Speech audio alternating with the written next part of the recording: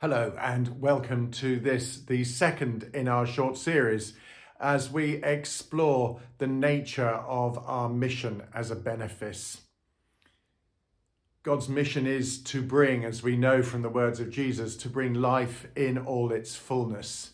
What is our role? What is the nature of this transformative mission? In this programme, Reverend Margaret Brighton will be bringing her thoughts on an important passage from Luke's Gospel, in which we encounter Jesus healing a woman who for the vast majority of her life has been literally bent double, stuck. And after that, we'll be having a chat again with Carla Thompson, who manages the Changing Room Counselling Service, to see what connections can be made between that kind of passage and our context and mission in 2022 in this particular place, Brereton, Rugeley and Armitage. So enjoy this second programme.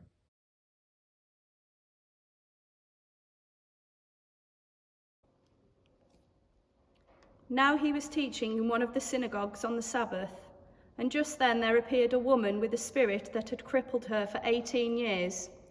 She was bent over and was quite unable to stand up straight. When Jesus saw her, he called her over and said, "Woman, you are set free from your ailment." When he laid his hands on her, immediately she stood up straight and began praising God. But the leader of the synagogue, indignant because Jesus had cured on the Sabbath, kept saying to the crowd, "There are 6 days on which work ought to be done. Come on those days and be cured, and not on the Sabbath." But the Lord answered him and said, "You hypocrites, do not each one of you on the Sabbath untie his ox or his donkey from the manger and lead it away to give it water? And ought not this woman, a daughter of Abraham, whom Satan bound for 18 long years, be set free from this bondage on the Sabbath day?" When he said this, all his opponents were put to shame, and the entire crowd was rejoicing at all the wonderful things that he was doing.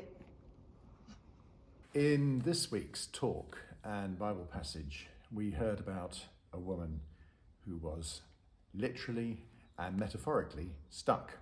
And I was struck, Carla, last time we were talking about why people come for counselling. And one of the things you said was that people sometimes come because they feel stuck and they need someone to talk to and to be listened to. And this really does kind of describe that scene quite well.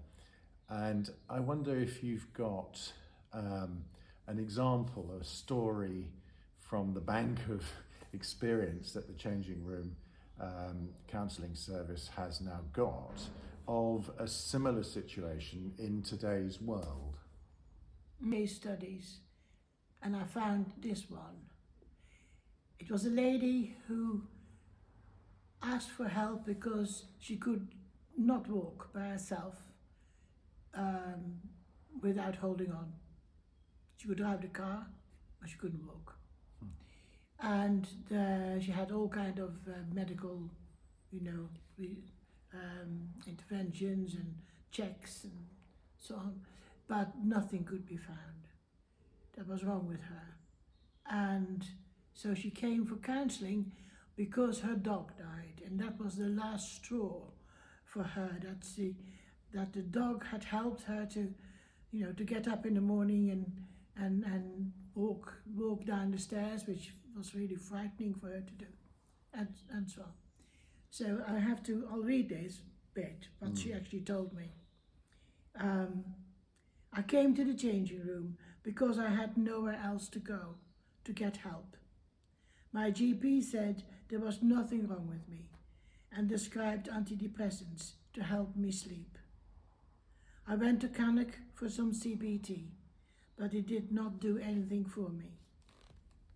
My world had come to an end, and when my dog died, I did not know what to do anymore. I had a bad fall, and after that I was too scared to walk anywhere on my own, not even in my garden or inside my house. I struggled with the stairs. All my confidence had gone.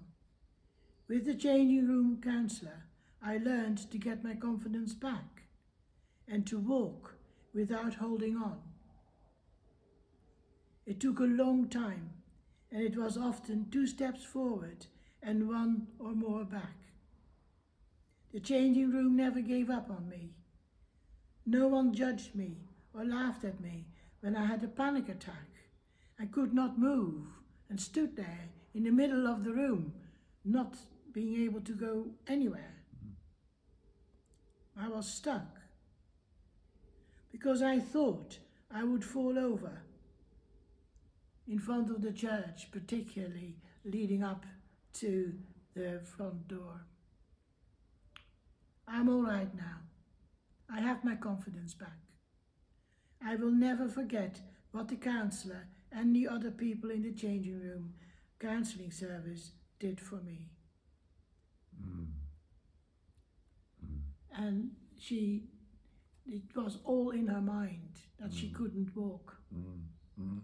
And by practicing doing all kind of exercises and whatever else, she found the confidence that she could walk. And what's so lovely is that it's that appreciation for the fact that no one laughed at me. No one thought I was foolish. Accepted and listened for who I am and what this is all about. Very, very moving, and illustrates perfectly the restoration to wholeness through healing. So thank you, Carla.